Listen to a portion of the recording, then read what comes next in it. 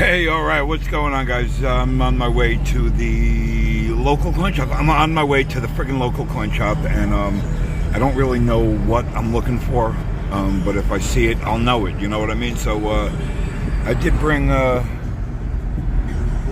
tube of buffaloes for possible barter. Who knows? You know what I mean? If I don't have enough cash on me, and something really cool is there, I may barter with my LCS.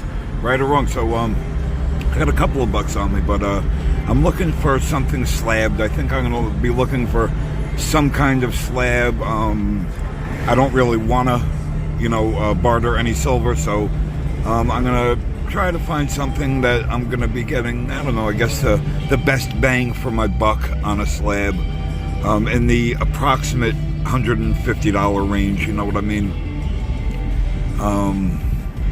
I know I could go for the bullion, whatever, but I think I want a slab today, and I'm going to be looking at the slabs in there, and that's the bottom line on that. So I guess wish me luck, right? LCS, I love my LCS. It's a great place, and yeah, I'm going to go check out the slabs and see what I can get. I don't, like I said, I don't really know what I'm looking for. But if I see it, I'll know it, and that'll be that. So I'll bring you guys back after my LCS trip, and we'll see what I wound up with. All right, guys, I'm gone from the LCS, and I wound up with some cool stuff, some really cool stuff. And as you can see, my tube of buffaloes is half empty. So I traded out 10 ounces of silver for something, and I made a purchase, and life's good, man. Life is friggin' good. So I'm gonna come right back, and you're gonna see what I scored.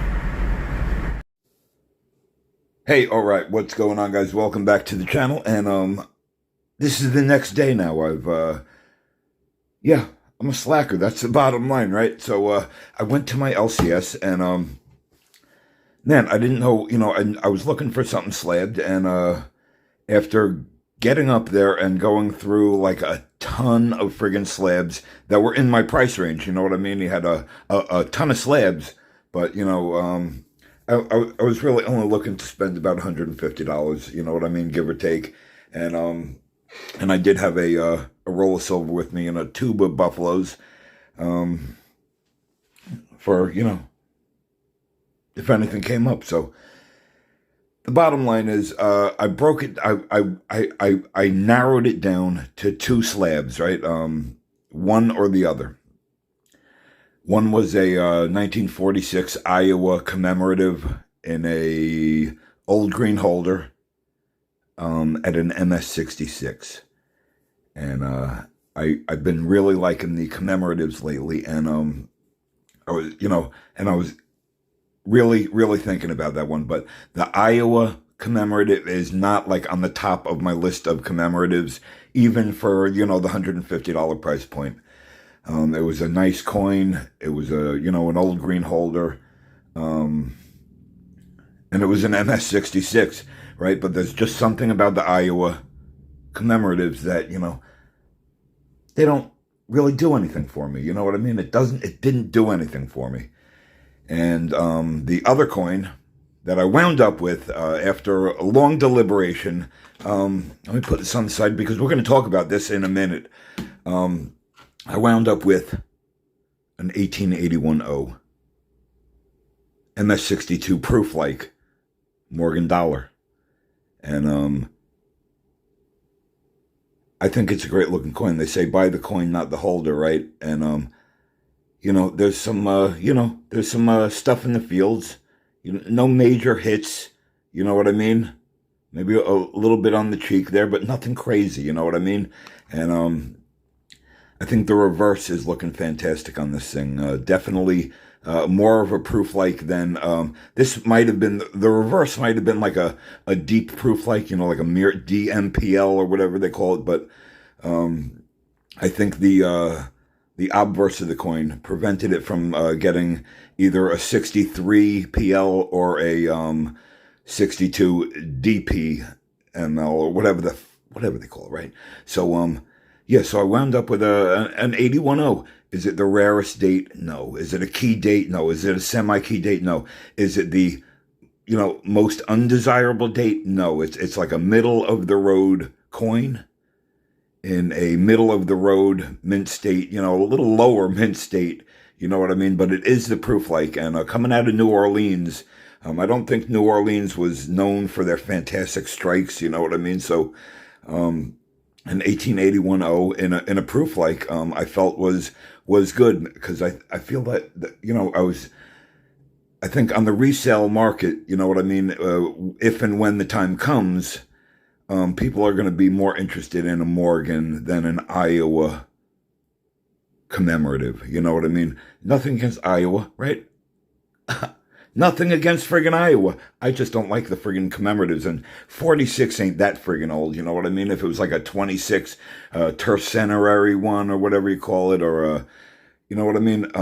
It would have held way better with me, you know what I mean? But the 46 Iowa, it just doesn't do nothing for me, you know what I mean? And 46, I think it's like Booker T. Washington friggin' era, you know what I mean? So it wasn't crazy old. I mean, it was in an old green holder. It was an MS-66. But I feel that on a turnaround, the Morgan, the proof-like Morgan, will go a little better than the Iowa commemorative. So that's the bottom line on that. I wound up with a really nice piece here. Within my budget, within my friggin' range of money that I was looking to spend. And I think this thing is looking great. You can't go wrong. So I've added a slab to the stack, 1881 proof like MS-62. I felt I couldn't go wrong with this, you know what I mean? And yeah, so that's the bottom line on that, I guess. So we can get to the and I got thanks to Stack That Gold. He sent me a whole package. I needed one coin slab protector, one of these little baggies. I needed one of these a while back when I got my 25D Incuse Indian, right? The $2.50 gold piece. So he sent me a whole pack of these. So I have 100 of these for 99 now, right? So let's get this thing into a slab protector. Stack That Gold, thank you very much, man. Now it just need 97 more slabs to put that whole pack to use. So we'll tear this off here.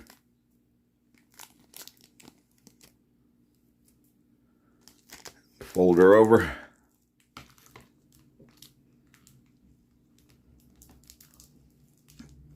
All right. Okay.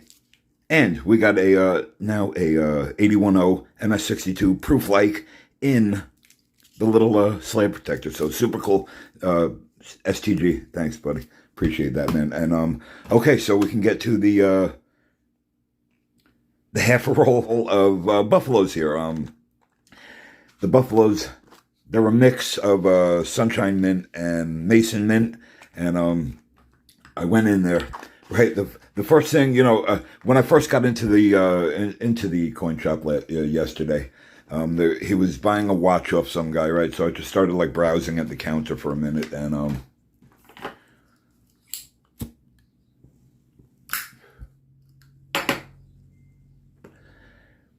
so I start browsing by the counter while he's taking care of this guy selling a watch, right? So first thing I see is a 10-ounce bar in there. I'm like, that don't look right. That don't look right in the generic bin. You know what I mean? So I was like, and I friggin' knew exactly what it was right away. It sort of gave itself away as soon as I looked at it, but I knew that was the first thing that caught my eye was this 10-ounce bar. And, after all the deliberation on the slabs, right? I said, okay, I'm going to take this. This is coming home with me. So he says, okay, what about the 10-ounce bar? Because we had it out on the counter at that point. He goes, should I just put it away? I was like, not so fast. I was like, how many ounces of generic Buffalo rounds will you trade for that? So he says, well, since you're buying the coin, just give me 10 ounces and we'll call that. You can even Steven swap it, right? You could just trade up since you're buying the coin anyway, right? So we'll trade you up for the bar, 10 ounces equal swap. And he said it's easier for me to get rid of the 1 ounces anyway, you know what I mean? So I was like, cool, no problem. So I break out, the tube, and we take 10 right off the top, and that was that. And what I traded for was this super cool U.S. Assay Office, 1981, the U.S. Assay Office 10-ounce bar in the original packaging. There's a little bit of toning down on the bottom there, and in the corner it does look like there's a little hole in the plastic down here. Some air's been getting in to the bottom here, and after time, since 1981, it's toned up a little bit down on the bottom there. But great piece. This is the minted from the U.S. Strategic Stockpile Silver, formerly stored at the U.S. Assay Office in San Francisco in 1981. So I got me some U.S. Strategic Stockpile Silver, 10-ounce bar. Even Steven swap for 10 ounces of friggin' generic Buffaloes. You can't go wrong on that. So that's really the at that point, this is why you build the relationship with your LCS. You know what I mean? You go in there. Did I pay super cheap for this? No. Did I pay a little more top dollar for this? Yes. But you know what? I could have got this, like, if I really searched around, I could have got the same coin for $5 or $10 cheaper somewhere else. But you don't do that, right? You don't do that at your LCS. When you go in there and you've already established a good relationship with him, he's giving you a good price. You know what I mean? It's not like you're some Joe Schmo walking off the street going in there and him charging you full price, whatever. So, and you got to play the game, right? He gives me great friggin' deals sometimes, and sometimes, you pay a few bucks more for something, but he has a business to run. He has overhead. He has, costs associated, and I know at the end of the day, he's not gonna, be ripping me off, you know what I mean, too hard anyway, you know what I mean? Probably unless I go try to sell back, you know what I mean? But that's probably not gonna happen, hopefully, you know what I mean? But so I wound up with this 10 troy ounce U.S. Assay Office 1981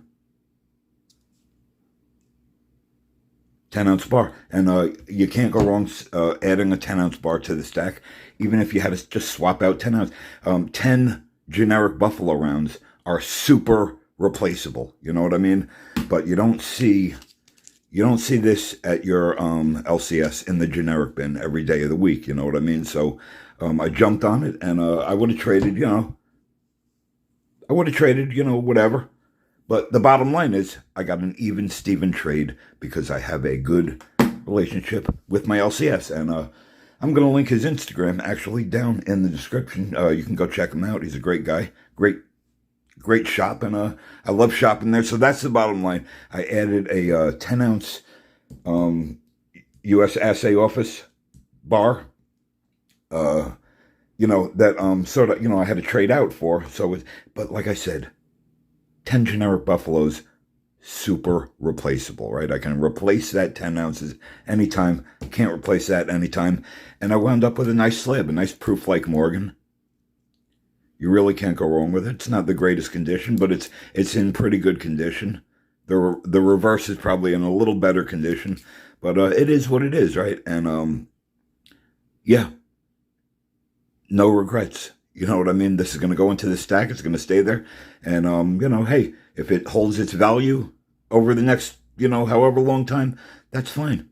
If it appreciates a little bit, that's fine too. I don't think it will depreciate. That's the bottom line there. So, I swapped out 10 ounces. I got me a nice proof-like NGC slabbed Morgan. And, I guess we can call that on the video. And I appreciate you guys watching. Keep out of trouble. Stay safe. Thanks for watching. And I'll catch you guys on the next one.